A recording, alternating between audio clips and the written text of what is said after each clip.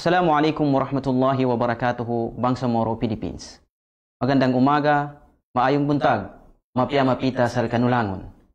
At sa araw na ito ay muling magkakasama po tayo sa ating talakayan tuwing Miyerkules mula alas 10 hanggang alas 11 ng umaga na pinamagatang Islam para sa lahat. Islam para sa lahat. Ang tribo ka man napapaloob, anuman ang iyong relihiyon na napapabilangan, ang Islam ay para sa iyo. Sinabi ni Allah sa banal na Quran, وَمَا أَرْسَلْنَاكَ إِلَّا رَحْمَةً لِلْعَالَمِينَ. Walang dahilan ng pagpapadala namin sa iyo, o Propeta Muhammad, maliban na lang na biyaya sa sanlibutan. At sa araw po na ito, mga minamahal naming taga-subaybay at mga masugid naming tagapanood, ay makakasama naman po natin ang dalawa nating mahal na sheikh na sila po ay kilala sa larangan ng da'wah Islamiyah, pagpapalaganap ng katuruan ng pananampalatayang Islam. At ang isa po sa kanila ay nakasama po natin sa ating past na talakayan patungkol sa ano po ba itong Hayatul Ulama al-Muslimin bil Philippines. At kilalanin po natin ang ating mahal na sheikh, dalawang mahal na sheikh. Unang-una po, siya po ang Secretary General ng Hayatul Ulama, walang iba kundi si Sheikh Abdul Hadi Commander. Assalamualaikum Sheikh. Waalaikumsalam warahmatullahi wabarakatuh. Dan Brother Sheikh Karbawi, ang mga masugid namin sa pakikinig ng mga Pilipino, lahat ng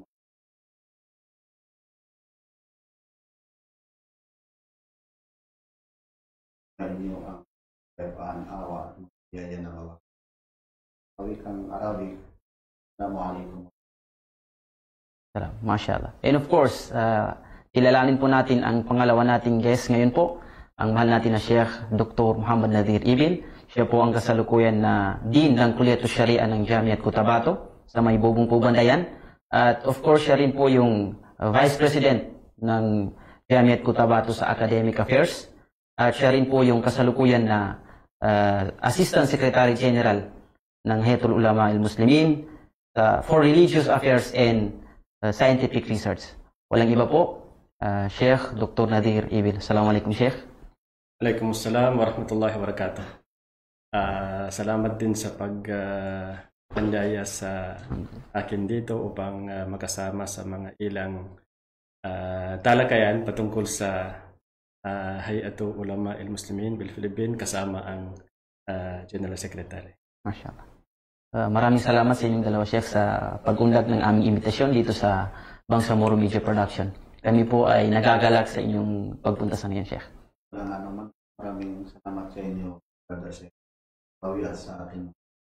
MashaAllah. So, alhamdulillah sa ating mga masugid na tagapanood, bilang pagpapalaganap sa katuruan ng pananampalatayang Islam, and of course, maibalik po, ma-realize ko itong sinabi ni Ibn Qudama, Ittifaqul ulama hujjatun qati'ah. Ang pagkakasundo ng mga ulama ay ito yung legit na ebidensya para sa atin. At ngayon po ay tatalakayin po natin ulit itong organization ng mga ulama na Hayatul Ulama al-Muslimin bil Philippines. Sheikh, nabanggit niyo po sa last interview po natin na mayroon pong mga branch offices ang Hayatul Ulama sa buong Pilipinas at ang mga miyembro nito.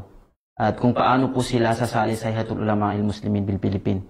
Baka po pwedeng mabigyan din niyo po at maulit po yun upang sa ganun yung mga hindi pa po nakapanood nung last na talakayan po natin ay malaman po nila at maging klaro po sa kanila kung ano po itong mga branches na ito, saan po itong matatagpuan, at kung paano po sila sasali sa organisasyon ng Hayatul Ulama, Sheikh. Bismillahirrahmanirrahim.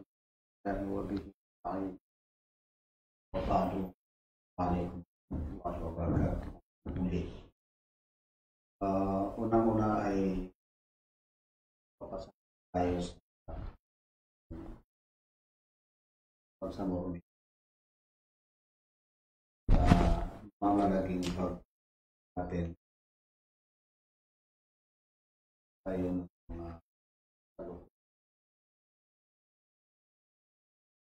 at ulama Muslimin na Pilipino. Ito ang kapulungan, kaya ay organisasyon ng mga ulama ng mga Muslim dito sa Pilipinas.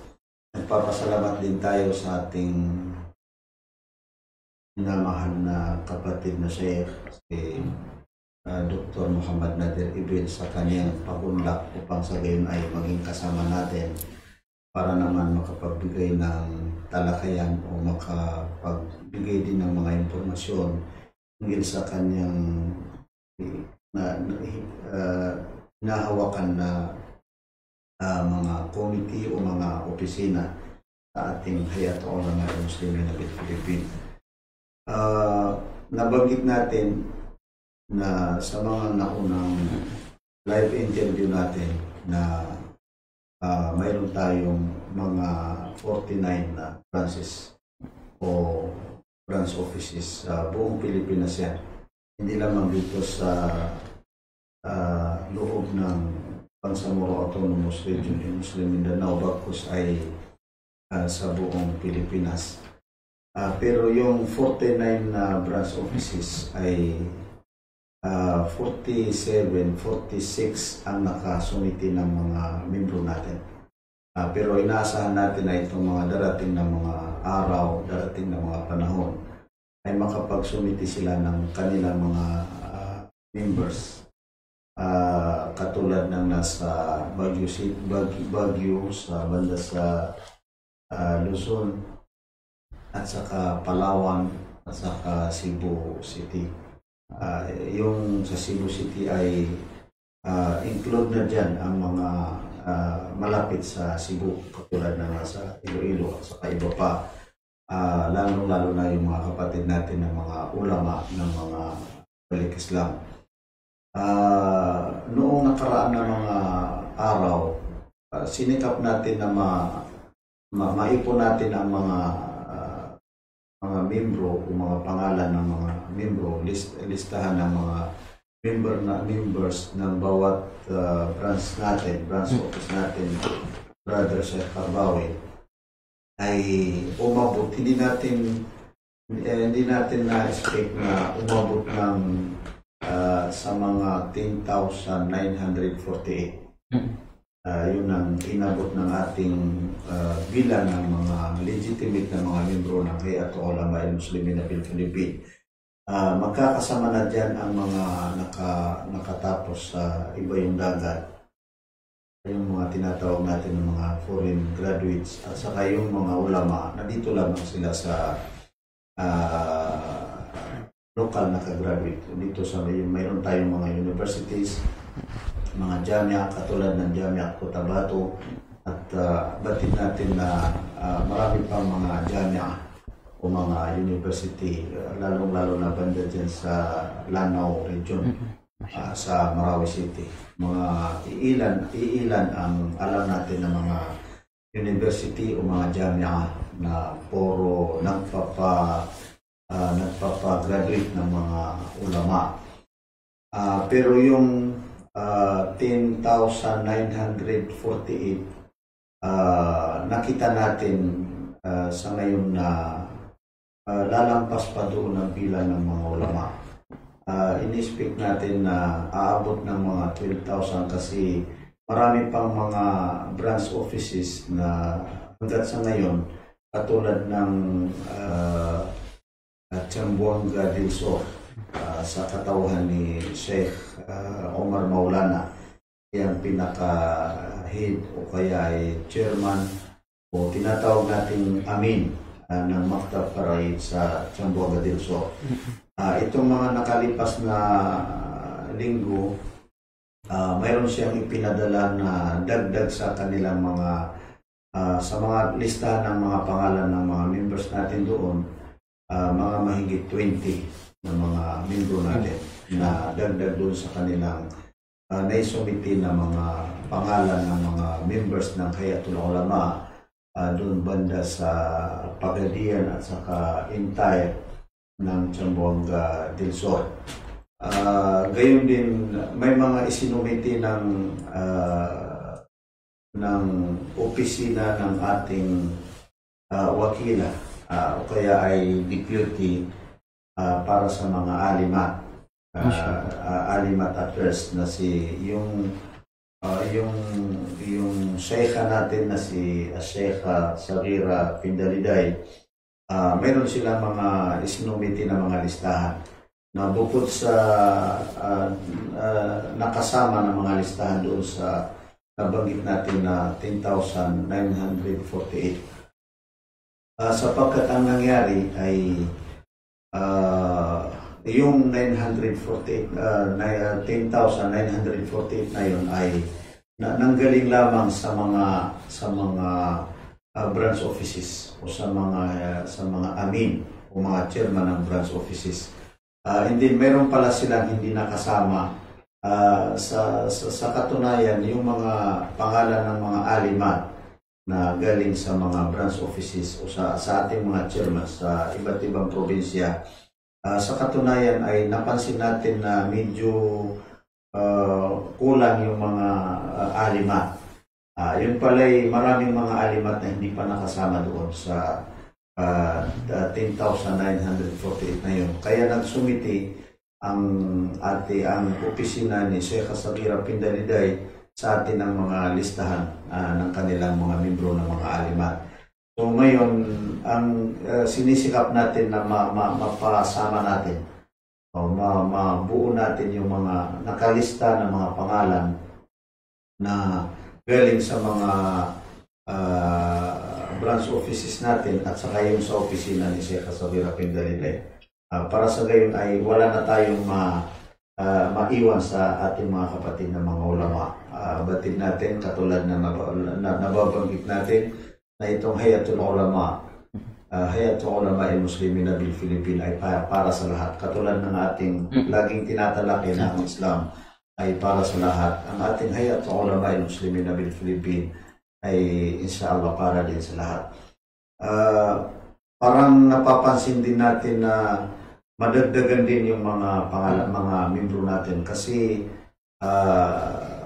maraming mga opisina katulad ng iyong Jumayat al-Huffaz bil Philippines na pinamunuan ng ating Assistant Secretary General for Quran in Sunnah si Sheikh Mas'ud Lantong.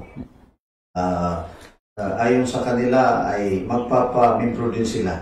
So parang nakikita natin na mayroon silang mapamimbro sa ating Hayatul Ulama sa pamamagitan nila na maaaring hindi rin nakalista doon sa isinumiti ng iba't ibang branch offices. Inshallah. So tungkol naman sa kung paano sila magmimbro, yung mga kapatid natin na hindi pa nakamimbro, yung nakamimbro na nakalista na yung kanilang mga pangalan ng mga ulama, mga alima, sikapin din nila na maka-fill up sila ng mga form of membership. Kasi isa yan sa mga required sa lahat ng mga gusto mag-membro. So, yung hindi pa naman nakapag-membro, so either na ang pinaka-regular na pag-membro nila ay sa pamamagitan ng ating mga branch offices, katulad ng nabanggit natin sa iba't ibang probinsya. Pero pwede rin sila, kumbaga katulad ng mayroon silang mga organisasyon.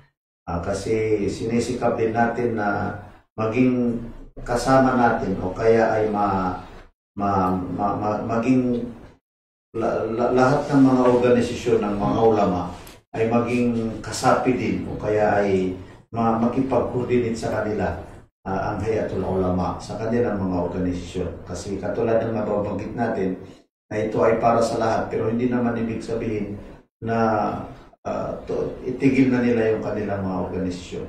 Yung mga mayroon na silang mga kasalukuyang mga bahay, so yun ay sarili nilang bahay, pero kinakailangan din natin na magkaroon tayo ng sariling bahay.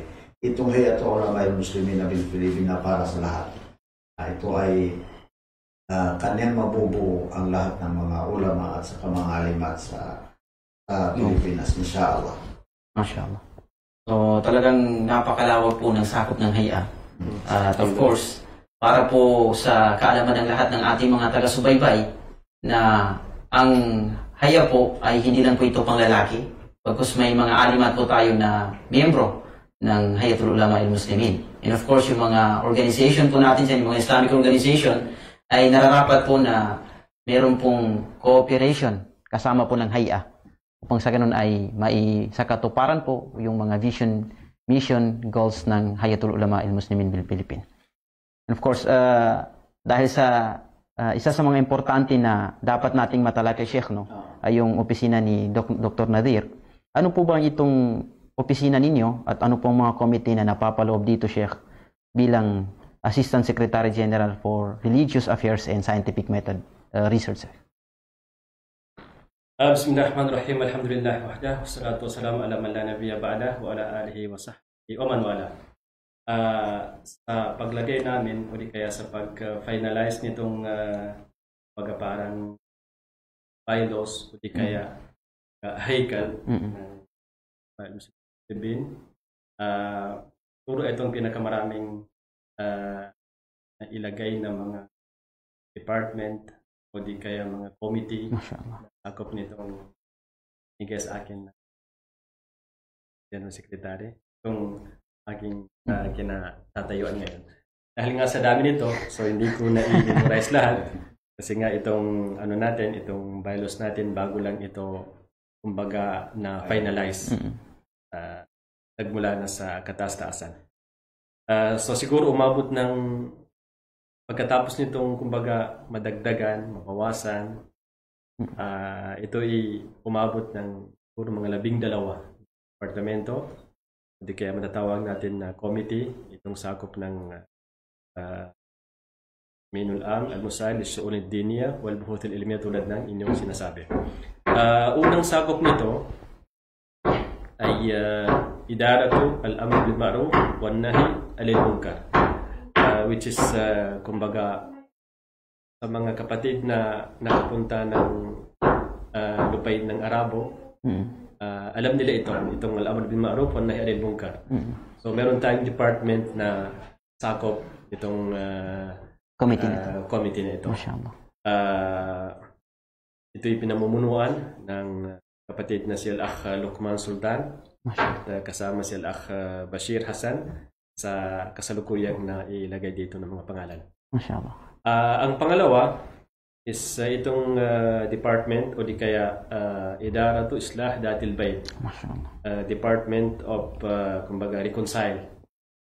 May mga halimbawa may mga hidwaan, di kaya mga tema, di kaya ano pa mang bagay na kinakailangan i-islah, kinakailangan reconcile, kinakailangan gawin kung ano man mas nakakabuti sa pagitan nito. So meron tayong department na inilagay dito. Ibig sabihin na kumbaga kinakailangan madalaga magkaroon ng away. Yes. Pero kung sakali, just in case, sa loob ng halimbawa lupain ng Bangsamoro o di kaya kahit sa labas nito. So pag naiabot sa opisina ng Hayatul Ulama, so dito ipapunta sa akin and dito ko naman ibibigay ang ganoong issue o di kaya ganoong topic o di kaya ganoong usapin. Ito naman ay sa pamumuno ni Al-Akh Abdul Basit Jabal, Sheikh Abdul Basit Jabal. Bago ko makalimutan, itong mga nailagay ng mga tao dito sa mga departamento na ito, o di kaya sa mga committee na ito, inshallah magkakaroon kami ng meeting sa sarili namin opisina. Kaya lang, dala nitong nangyari sa atin, which is alam naman lahat, itong pandemic, kaya medyo may kahirapan sa pag-meeting sa mga panahon na ito. Okay, pangatlo, ang department ng Idarat Shu'un al-Aman wa Salama, Security and Safety Affairs. Ito naman ay sa pamumuno ni Sheikh Yasir Abdul Qadir. Mashallah. Sheikh Yasir Abdul Qadir, siya ang kumbaga kasalukuyang may hawak sa departamento na ito. Ang pang-apat is itong Idarat Shu'un Al-Shabab. Mashallah. Ito naman ay patungkol sa mga Youth Affairs, Department of Youth Affairs. So, ito ay nilagyan natin ng departamento. Ito naman ay sa pamumuno ni Akh Muhammad Umar Middimbang. Gaya ng sinabi ko, hindi pa kami nag-commit nitong mga brothers. Oo, maring nagkakilala na kami, pero kinakailangan pa rin namin na magkaroon ng meeting inshallah as soon as possible. Ang panglima is itong Lujnat Al-Bahath li Shu'un Ad-Da'wa wa Tarbiyah. Ito yung Committee on Research for Advocacy and Tarbiyah. Ito naman ay sa pamumuno ng isang kapatid na doktor din, na si Dr. Salim Dingasa. Siya ay taga Davao. Kapatid na Kagan o di kaya Kalagan. Dahil nga tulad ng sinasabi natin at in-emphasize, itong Hay'atul Ulama ay para sa lahat. Makita natin dito na may mga kapatid na nasa iba't ibang lugar na hindi man lamang dito sa sakop ng lupain ng Bangsamoro, pati sa labas nito. Ang pang-anim is itong committee na ang tawag is Al-Bahath li Shu'un al-Masajid. Committee on Research for Masajid Affairs. Ito naman ay sa pamumuno ni Al-Akh Watu Ibrahim. Ang pangpito is itong Lujnat Al-Bahath li Shu'un al-Ifta. Committee on Research for Ifta Affairs. Sa mga nabanggit kong dito, mga kataga, tulad ng Da'wa, Tarbiyah, Sajid, Ifta, kaya meron pang kasunod na Sharia Court.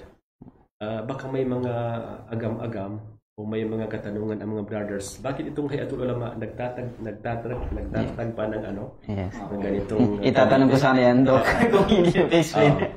Pero hindi sa ganon.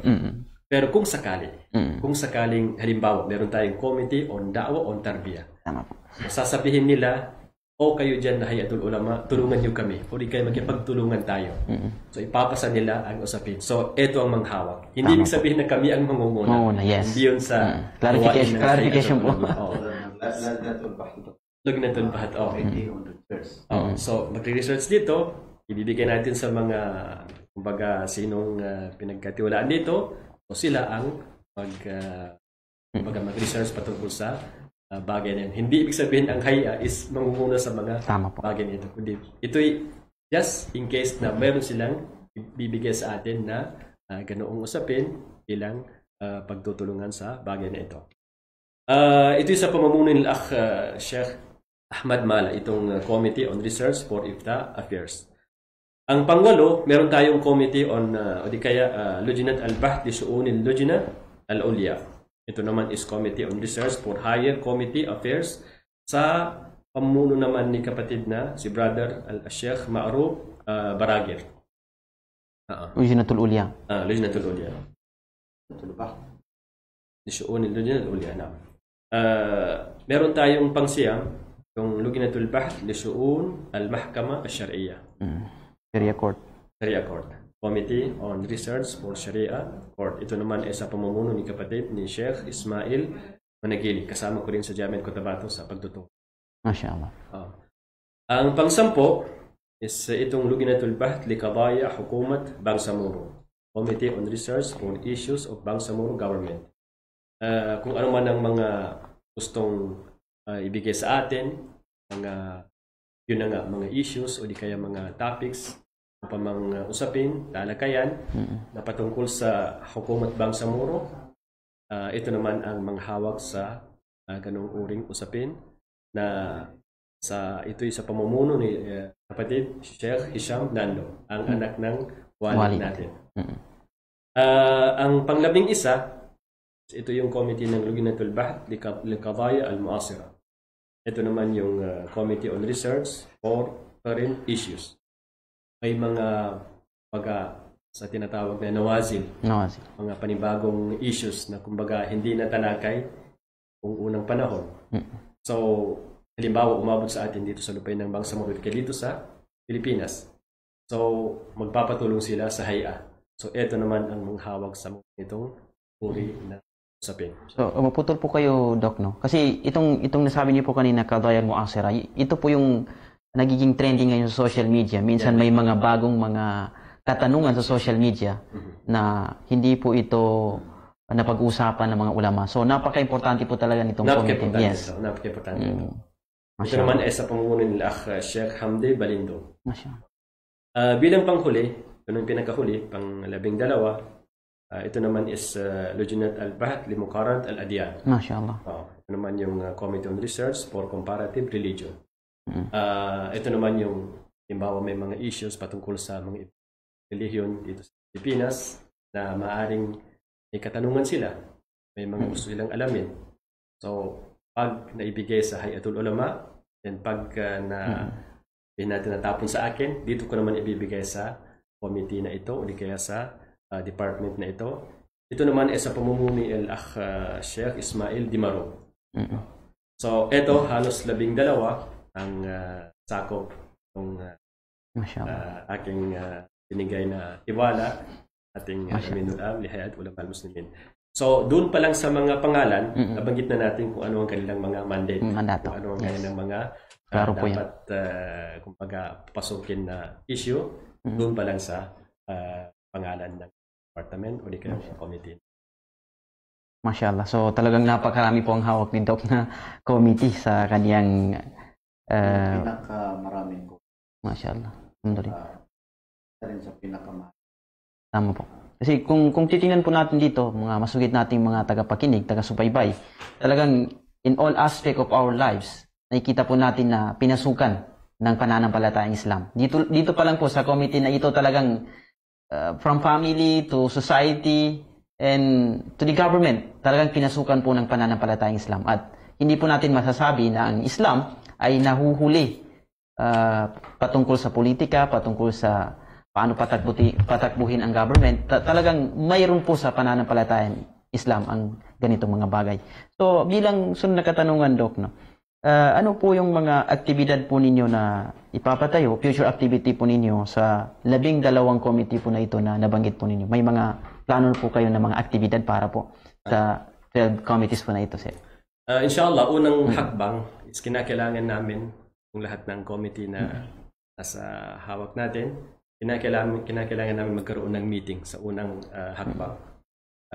Dala nga nitong nangyari, so medyo nagkaroon ng medyo kahirapan sa pagpupulong, pero sa mga susunod na panahon, inshallah, magkakaroon kami ng mga meeting. So doon mabuo kung ano ang mga dapat gawin. Pero doon pa lang sa pangalan, kumbaga makikita natin na parang napakalawak. Yes, mashallah. Napakalawak. So lahat ng issues, depende sa issue. Halimbawa, dumating yung tungkol sa pinag-usapan, tinatalakay na moral governance. Tama po. So ito yung issue na kumbaga napakalaki ang kinalaman nito doon sa Lujnatul Bahth li Qadaya Hukumat Bangsamoro. Tama po. So sila ang mga maghawak nito. Mashallah. O sila ang kumbaga mag-study nito, and then pagkaraan noon, ibibigay nila sa amin yung ano man ang resulta ng kanilang napag-usapan. Research. And then ibibigay namin sa Al-Aminul Am, ang kumbaga magpalabas sa anumang resulta ng pagmitingan o na-research ng bawat isa sa mga committee na ito. Halimbawa, may problema tungkol sa sinasabi mo na tulad sa mga youth. Sabihin natin sa pag-asawa. Yes. So, nasa youth yun. So, ano man ang katanungan, i-research nila, and bibigay sa amin, and then ipaport natin sa Aminul Am, and siya ang magpalabas tungkol sa issue na ito, maging ito man ay sa pamamagitan ng sulat or sa pamamagitan ng kumbaga babasahin o anumang mga bagay na kailangan may palabas ang issue na tinatalakay ng mga committee na ito. Alhamdulillah, mashallah. So, sa mga masugid po natin na mga taga-subaybay, talagang nakaka-excite po itong 12 committees na under po kay Doc Nadir po, no? Kung pag nilayan po natin itong 12 committees po na ito, ay nakaka-excite. Para bang kaabang-abang sa bawat isa sa atin na ano ba yung susunod na activity na ipapatayo ng Hayatul Ulama patungkol sa mandato na ibinigay kay Doc Nadir. So inshallah subhanahu wa ta'ala ay tatalakayin pa po natin at bibigyan diin itong nabanggit ni Doc Nadir at iba pa pong mga trabaho ng Hayatul Ulama mula kay Sheikh Abdul Hadi Commander pagkatapos ng ilang paalala.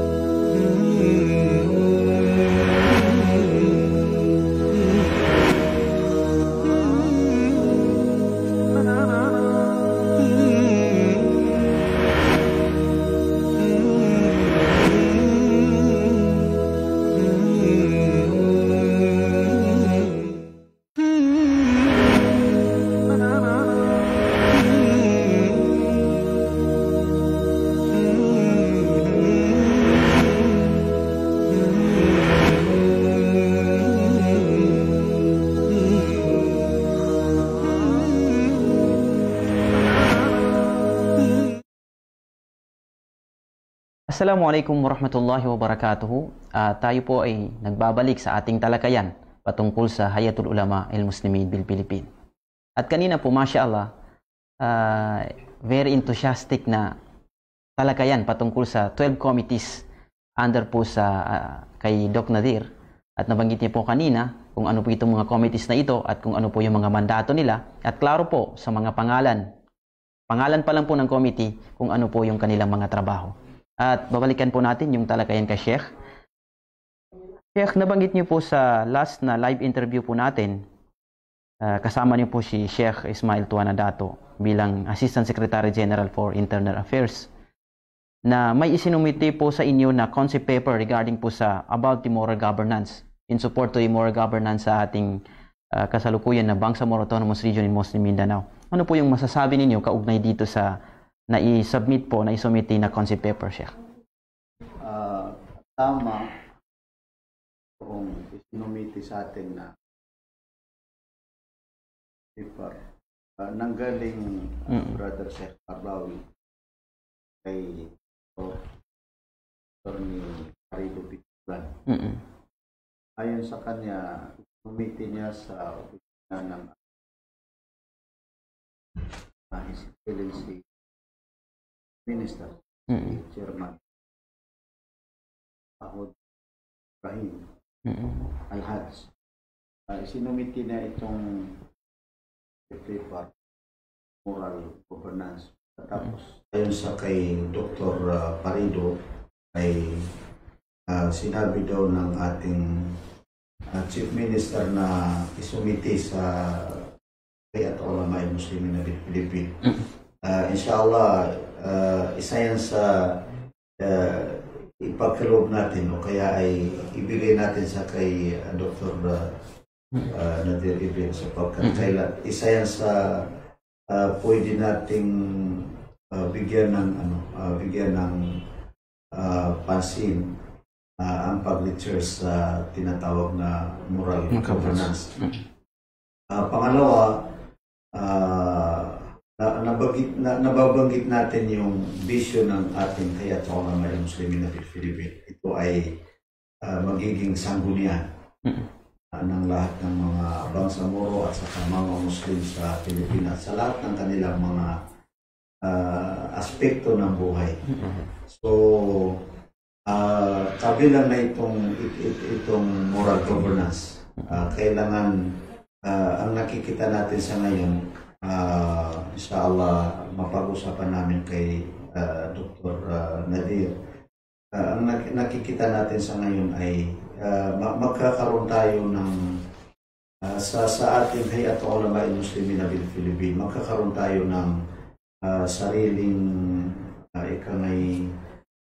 research o pag-aaral hinggil sa tinatawag na moral governance. Upang sa gayon maabot natin yung pagkakaiba ng definasyon. Ano ba itong moral governance na ito? Kung ano itong moral governance. Higit sa lahat, kung paano natin ma-achieve itong tinatawag natin na moral governance. Kasi mayroon din tayong naririnig na halal governance. Kung sakasakali ay meron silang itatatag na halal governance. Baka mayroon pang mga ibang pangalan na itatawag sa pamamaraan ng ating governance sa Bangsamoro. So kung maging malinaw na itong moral governance, pwedeng iyon na ang masunod ng kahit sino mang mamumuno sa ating Bangsamoro. So isa din ito sa nabanggit para sa kaalaman, Brother Sheikh Kabawi, para kaalaman ng ating mga kasama o kasangga ng mga membro ng ating Hayat Ulama Muslimin ng Pilipinas. Ngayon din sa lahat ng mga Bangsamoro at saka mga Muslim sa Pilipinas. Isa din ito sa nabanggit ng ating Chief Minister na sabihan niya noong September 1, 2019.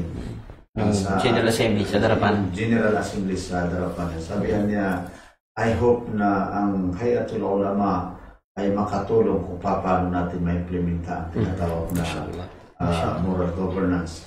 So, isa din yan, Dr. Nadir, sa nakikita natin, bukod pa sa ma-define natin ang moral governance, pwede natin pakinabangan itong mga pag-aaral katulad ng naisumiti sa atin na concept of concept paper on moral governance. At saka mga iba pa, alam natin na maraming mga itinakda ng mga forum ng mga ulama. Hindi lang mga ulama, bakos ay mga ating mga kagalang-galang ng mga ministers hinggil sa tinatawag na moral governance. So, isa din sa nakikita natin na kinakailangan natin na mayroon tayong mapag-aralan mismo sa Hayat Ulama Muslimin ng Philippines kung paano tayo makatulong sa moral governance.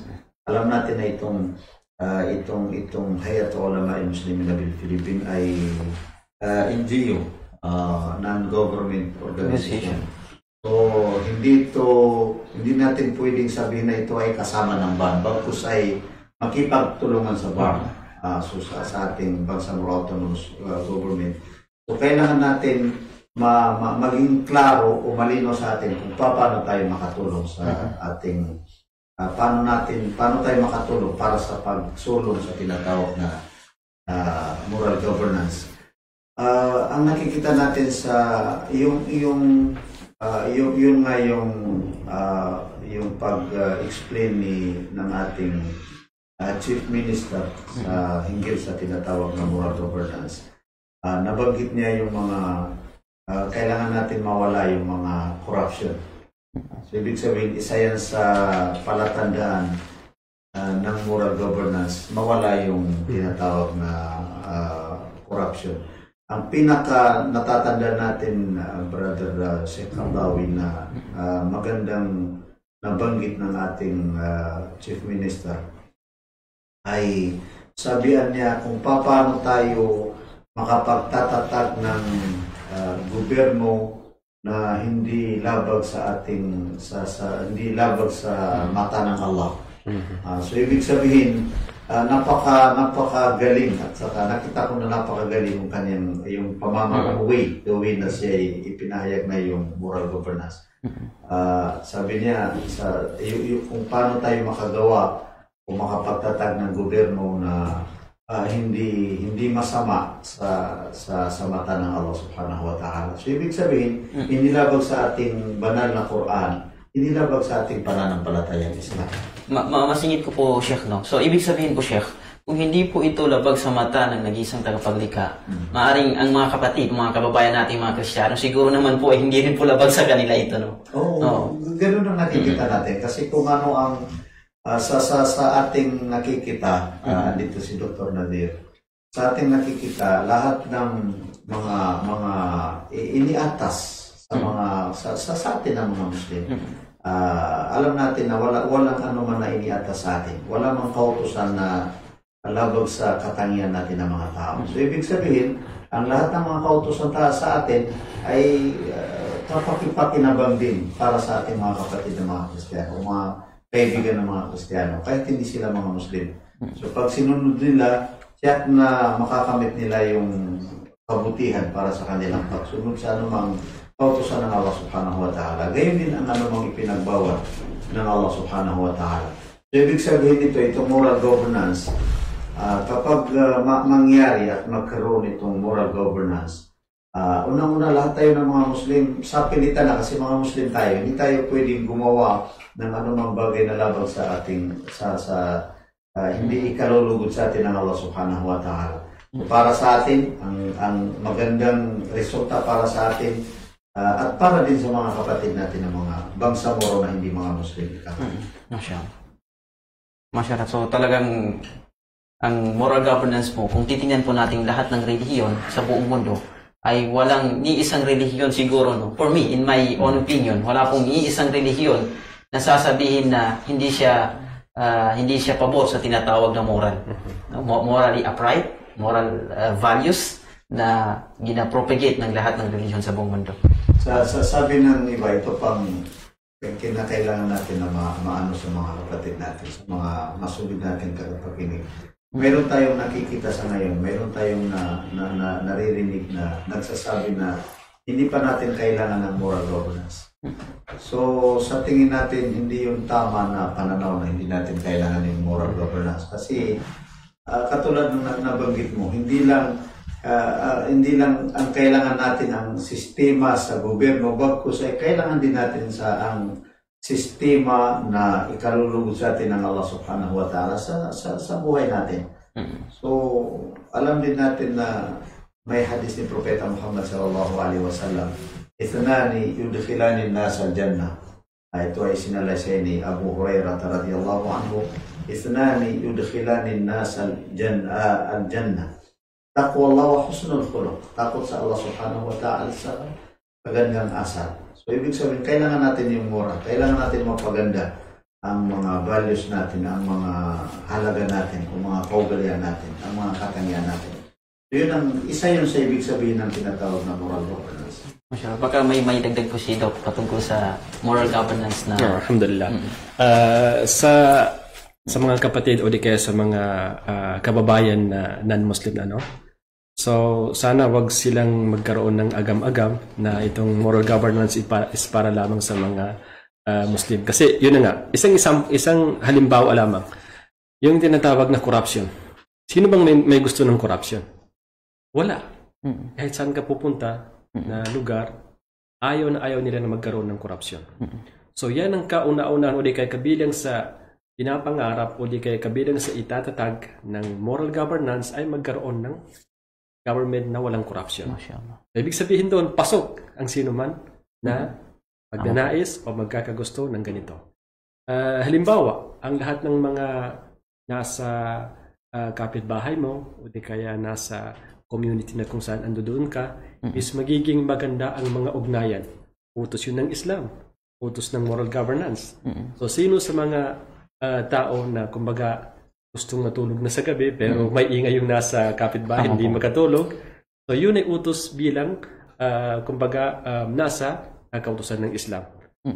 Man kana yu'minu billahi wal yawmil akhir fala yu'dhi jarahu. Sino man ang maniniwala sa Allah subhanahu wa ta'ala at sa kabilang buhay ay huwag nang istorbohin ang kanyang kapitbahay. So hadith yun. Ibig sabihin, sakop yun sa tinatawag na, yun ay pinakamalit lamang na bagay. Pero sakop yun sa tinatawag na moral governance. So may mga kapitbahay kasi na, kumbaga, ayaw magpatuloy ng kanilang kapitbahay. So sino ang, kumbaga, gusto ng ganoong kapitbahay? Ayaw. So, pero sa moral governance, sabihin na, wag ganon. Kasi naistorbo yung kapitbahay. So yun. Pero tayo tinatawag na, malit na halimbawa lamang. Kaya, kung pupunta tayo dun sa taas, mas maraming magkakaroon tayo ng kumbaga mga pakinabang, hindi lamang sa mga kapatid na Muslim, kundi pati mga non-Muslim ay magugustuhan talaga nila ito. Kaya lang minsan kasi, pag sinasabing Islam, ang tanging pumapasok sa isip ng mga hindi Muslim, ayan, mga terorista yan. Pero yun, kinakailangan, kaya yun, kinakailangan mawala yun. Inshallah, sa pamamagitan ng Hayatul Ulama al-Muslimin bil Philippines, sana matanggal itong mga ganitong uri ng mga kaisipan o kuro-kuro na kapag sinabing Islam, unang ididikit ay terorista. O di kaya mamumutol ng kamay. O di kaya mag-asawa ng marami. Yun lamang kanilang, kumbaga, doon naman sila napopokus pag sinabi na ang Islam. So, hindi lamang yaon. Hindi lamang yaon. Inshallah, marami pa mga halimbawa na kung saan ang mga ibang hindi Muslim ay makikinabang sa moral governance na ito. Inshallah. So dahil sa inaasahan natin na ma-realize itong tawag na inshallah. Pagkatulad ng nababanggit natin para sa sabi ng dagdag sa nasabi ng ating minister. Sabihan niya, dito lang tayo makakita ng gobyerno. Kahit sino mang pumasok sa gobyerno, may dalawang outtaking. Mag-outtaking sa batas. Ibig sabihin mayroong outtaking sa batas. Yung pangkaraniwan na outtaking ng mga may katungkulan sa kahit saan na gobyerno. Hindi mayroon sabihan niya ikalawang outtaking. Lahat ng pumapasok sa bar ay mag-outtaking sa Allah. So, yun ang moral governance. Mag-outtaking sa Allah. Sapagkat maaaring ang isang tao na empleyado o kaya may katungkulan.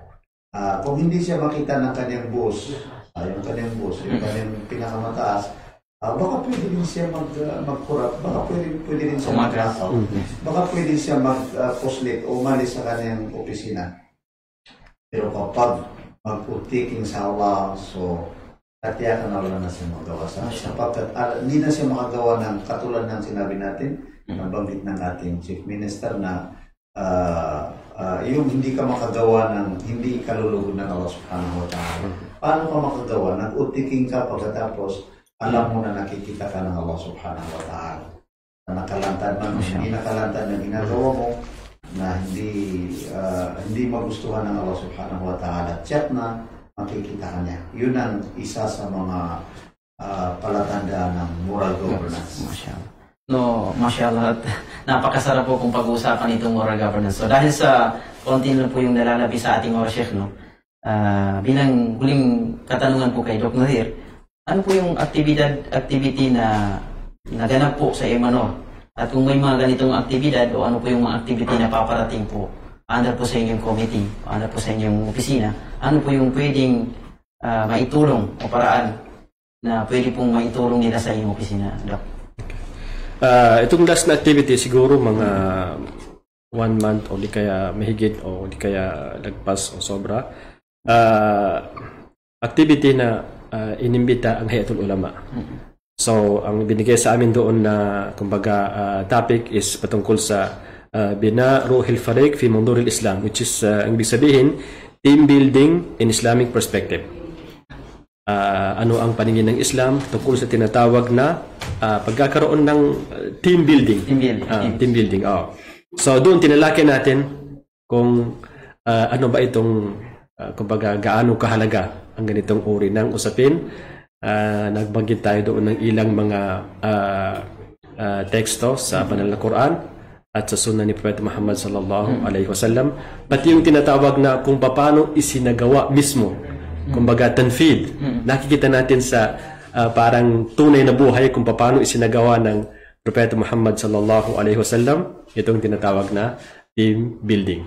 At binanggit natin doon kung ano man ang mga bagay na kumbaga pwedeng mapakikinabangan sa mga bagay na ito sa kabuuan ng whole Muslim. So, nabanggit natin yun. Meron tayong ano doon, kumbaga ginawang presentation sa mga brother na nagtatanong. Inshallah, baka maipadala rin sa kanila ang patungkol sa mga bagay na ito. Doon sa huling tanong mo, kung paano matulungan ang opisina na binigay sa atin ng Al-Aminul Am, napakasimple lamang. Either kayo ay susulat sa, kumbaga, Al-Aman Al-Amma, sa General Secretary, and then sa pamamagitan naman niya, ipo-forward sa amin yung sulat na yun. Kumbaga, anumang bagay na gusto nung maitulong, kahit na ano, sabihin natin. So, pwedeng makipag-ugnayan sa Al-Aman Al-Amma. Siguro hindi naman ito lingid sa ano, dahil bawat sulok ng Pilipinas, meron tayong nilagay doon na mga makatib far'iyya, mga office na mga branches. So, sa pamagitan noon, ipo-forward naman nila sa Al-Aman Al-Amma. And then sa Aman Al-Amma, ibibigay sa mga committee na kung saan para sa kanila ang mga topic o di kaya mga issue na yon. Ganun lamang kasimple. Pwede rin makipag-ugnayan sa amin diretso kasi pag naiabot sa amin, and then makikipag-ugnayan naman kami sa Aman Al-Amma. So inshallah, walang problema sa anumang sino mang magnais na magbigay ng tulong, kahit anumang uring tulong na kumbaga paano palakasin itong opisina na nasa hawak natin, alhamdulillah. Okay, Sheikh Doc, may huling mensahe po kayo sa ating mga tagapanood. Okay. Bago po, bilang huling mensahe, yun na nga, inaanyayahan namin ang sino mang mga kapatid na nagtapos ng pag-aaral, maging dito sa atin sa Pilipinas o di kaya sa loob ng Bangsamoro o di kahit sa labas ng bansa, sa mga eskwelahan o di kaya sa mga abroad na eskwelahan, kinakailangan makisama dito sa ano na ito. Makisama o di kaya makipag-ugnay sa Hayat Ulama al-Muslimin Philippines kasi ito lamang parang nakita natin kumbaga umbrella na masakop ang lahat. Siguro hindi rin masama na banggitin natin. Ito bilang hindi sa ginagawa natin na parang tazkiya sa Hayat. Pero ito ang sinabi ng ilan sa mga mga kapatid natin sa labas. Sabi ng mga ilang embassy ng mga ibang lupain, hindi kay ibang mga bansang mga Arabo. Sabi nila, nahirapan kami sa kung paano ipunin ang mga ulama sa inyo sa Pilipinas. Pero Masya Allah, nang makita nila ang bylaws ng Hayat Ulama al-Muslimin at yun na nga, umabot na tayo ng almost 11,000, siguro abot pa ng 12,000. Yes. Kumbaga parang namangha ang ibang embassy na nasa Manila. Sabi nila, paano nila kaya? Kami halos matagal na namin gustong kung paano pag-isahin o paano gawan ng kumbaga isa lamang, mabuo na parang maisa na lamang ang mga ulama sa Pilipinas. Pero sa inyo, Masya Allah, ganun na lamang, kabilis. Alhamdulillah, unang-una, yun ay tawfiq ng Allah subhanahu wa ta'ala. Masya Allah. Yun ay tawfiq ng Allah subhanahu wa ta'ala dahil yun na nga, ito'y hangarin natin na para maisa ang mga scholar natin, mga ulama natin sa Pilipinas para hindi kumbaga bawat isa ay punta doon, punta dito, sa kaliwa, sa kanan, hindi natin alam. So, kinakailangan talaga may makahawak sa kanila tulad nitong Hayat Ulama al-Muslimin Philippines. So, yun, hindi yun kasabihan kung itaskia ng mga ibang embassy. Sabi nila, kami matagal na naming inilit na mapag-isa ang mga scholars, mga ulama sa Pilipinas, pero hindi namin nagawa. Pero Masya Allah, Hayatul Ulama, nagawa nila. Alhamdulillah. So, yun ang huling mensahe ko, kinakailangan nyo pumasok o di kaya makisama sa organisasyon na ito na hindi para sa kanino man kundi para sa lahat. Para sa lahat ng mga ulama dito sa Pilipinas. Masya Allah. Syukran, Dok. So, Sheikh Abdul Halim, bilang panghuli, ano po yung darating na mga aktibidad na o magagawa o gagawin ng Haya? At bilang huling mensahe na rin po sa ating mga taga-subaybay, Sheikh. Pinag-aaralan natin sa ngayon kung paano, sa lalong madaling panahon, paano natin may pagpatuloy general mga assemblies, mga branch offices, mga mahigit 20 na sa mga 22 ang mga branch offices ang nakapag-tawag ng assembly ng mga ulama. So So, napatigil lamang dahil sa kasalukuyang problema natin na COVID-19. So, inshallah, kapag pwede na magkaroon ng pagtitipon, malampasan natin itong malaking problema. So, ipagpatuloy natin yung mga assemblies ng mga ulama. Isa yan sa nakikita natin na medyo nadalian tayo para matap yung mga ulama natin. Dahil sa naimbitahan sila sa atin sa kanilang mga assembly at tayo na mismo ang nakakarating sa kanilang mga lugar. And then, isa rin sa matagal na hindi nagawa ng ating Hayatul Ulama Muslimin ng Philippines ay General Conference. Ibig sabihin na mayroon tayong regular na pagtatatag ng mga conference ng mga ulama. Pagdating dito, hindi, not necessarily na ang tatawagin lamang natin sa conference ay mga membro ng Hayatul Ulama. Kahit pa hindi mga membro ng Hayatul Ulama, tatawagin natin sila sa conference. Sapagkat mayroon tayong isang sana sa Hayatul Ulama Muslimin ng Philippines na tinatawag na General Assembly, Al-Jama'iyya Al-Umumiyya. So, yan ay gaganapin tuwing 3 years. Kapag umabot ng 3 years, gaganapin. Pagkatapos, ipunin ang lahat ng mga ulama sa Pilipinas. Every 3 years? Every 3 years. Bukod pa sa mga membro ng mga Hayatul. Kahit hindi natin mga membro ay tatawagin natin sila, imbitahan natin sila. Pagkatapos, pipili sila kung sino ang magiging chairman ng Jama'iyya Al-Umumiyya. So, isa na yan sa napaparating na kinakailangan natin. Isa din yan sa nakikita natin na para makatap tayo, matap natin yung mga iba't ibang mga ulama, kahit pa hindi natin mga kabibro sa ating Hayatul Ulama. Saka itong mga conference na tinatawag natin, hindi lang yung 3 years na conference, may mga issue na halimbawa natapos natin sa opisina ni Dr. Yung mga issue na na kinakailangan na makarating sa lahat ng mga ulama. So, iabot natin sa itawag natin ng conference. Yung mga conference na may nakatakdang pag-uusapan ng mga ulama. So, isa yan sa kinakailangan natin na inshallah, nung pag-usap natin sa Embahada ng Pilipinas, yung religious attaché, si Sheikh Faris Al-Mutairi, nabanggit niya sa atin na inshallah, susuportahan tayo sa ganitong mga activities. And then, inshallah, kahapon, nagbisita sa atin si Sheikh Sabri Sarinto. Kasama niya si Sheikh Saad Dilna, yung anak ng ating chairman sa Damakling province. Sapagkat meron silang dinala sa atin na invitation. Supposed to be bukas ang kanilang programa. Ito si Sabri Sarinto ay laging kasama ng isa sa mga membro ng INPE, Bangsamoro Parliament, si Dato Ahmad Tukaw Mastura. So napag-usapan namin yung susunod na training on team building.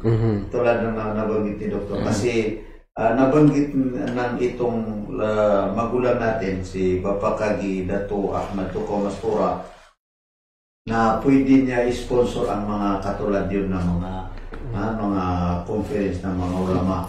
So sabi ko sa kay brother Sheikh Sabri Sarinto, paki-abot lamang sa kay Bapa Kagi na kung sakasakali na magkaroon tayo ng panibagong training o kaya ay forum.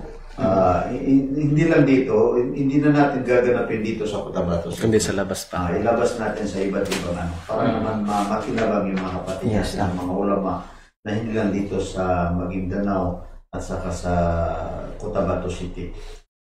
Isa pa yung inshallah sisikapin natin sa lalong madaling panahon na magkaroon tayo ng maraming mga training, doctors. Mga training. Katulad sa ngayon, inshallah, itong darating na Friday, magkakaroon tayo ng course on Sharia. Tinatawag course on Sharia. May mga young ulama at saka may mga professional na inshallah ituturuan natin Inshallah. Para sa yung mga kainaman ng Sharia. Inshallah. Higit sa lahat ang tatalakay natin doon yung tinatawag na akida kasi ito ay kailangan din natin. Kailangan din natin na ma-emphasize sa lahat ng mga bangsamoro. Malaman nila ang tamang akida and then gayon din malaman nila kung paano tayo makitungo ng mga ulama ng mga bangsamoro para sa gayon na hindi tayo magkawatak-watak ng dahil sa tinatawag na akida. So, yun ang mga isa nakikita natin na mga marami tayong gustong magawa pero yun ang mga priority natin na gagawin inshallah sa mga susunod na panahon. Okay, so maraming salamat Sheikh, Doc. Maraming salamat po sa mashallah. Napakagandang mga explanation. At kung titingnan po natin, kung pinakinggan po natin itong interview, ay kaabangan po ang lahat ng pinaliwanag ng dalawang nating mahal na Sheikh. Mashallah. At kami po ay nagagalak sa inyong pagpunta dito sa Bangsamoro Media Production. At sa lahat ng ating mga masugid at mga minamahal na taga-subaybay, always po ninyong panoorin ang Islam para sa lahat upang sa ganun ay kapulutan po ninyo ng aral. Lalong-lalo na po yung mga kababayan natin ng mga Kristiyano upang sa ganun ay malaman po nila kung ano po ba itong relihiyon na Islam. At ma-break po yung tinatawag na ang Islam, pag binanggit mong Islam, yan ang relihiyon ng terorista o terorismo. So, upang malaman kung ano po ang katuruan ng pananampalatayang Islam, abangan po ninyo tuwing Miyerkules 10 to 11 ng umaga ang talakayan ng Islam para sa lahat. At nagpapasalamat po kami sa inyong pagsubaybay at of course, walang humpay o walang sawang pagsubaybay sa aming programa sa Bangsamoro Media Production. At abangan po ninyo, of course, yung lecture ni Sheikh Abdul Hadi Gumandar na Bangsamoro Unity and Religious, Bangsamoro Unity, Religious and National Unity. And of course, yung mga karapatan ng mga kababaihan, inshallah, by Sheikh Badiuzzaman Salyaw. And inshallah, baka si Doc Nadir din po inshallah, kung may oras po siya, ay makapagbibigay din po siya ng katuruan ng pananampalatayang Islam. At ito po ang inyong lingkod sa pananampalatayang Islam, kapatid sa pananampalatayang Islam, Kardawi bin Salik. Assalamualaikum warahmatullahi wabarakatuh. Inshallah. Bastante yan. Bastante.